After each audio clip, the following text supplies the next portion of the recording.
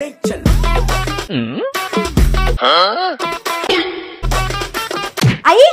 या अरे बाळा एवढी शॉपिंग केलीस? हा मग आमच्या ह्यांनी तुझ्यासाठी साडी आणि त्या दाद्यासाठी कापडे घेतले ती.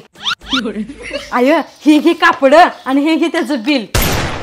आणि आई हा तुझ्यासाठी घरचा बाजार आणि हे त्याचं बिल.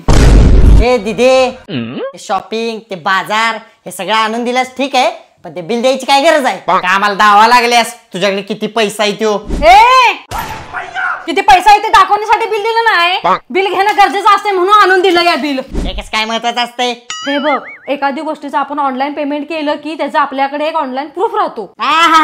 आधी मोठी काल तर मला म्हटलीस की तुझ्याकडे काय ऑनलाईन पेमेंटच नाही म्हणून. हा म्हणून तर सगळ्या वस्तू कॅशवर घेतल्यात आणि हा त्यांचा प्रूफ आणलाय बिल. ते काय मी पण आणू शकते. होय काय? मग हे की 100 रुपये पोहे आणायचे राहिल्यात घेऊन यायचं तेवढं. 2 मिनिटात घेऊन येतो. बर चल आई जाते मी. घे तिथे चाललीस वे? आणल्यात बघ पोहे आणि हे त्याचं बिल. 40 रुपये पोहे आणि वरचे 60 रुपये कुठे आहेत रे? त्याचा मी थंडगार ज्यूस पिला. नालायका कायम बाजाराला सांगितलं की शिल्लक राहिल्यावर पैसे उडवून येतोस.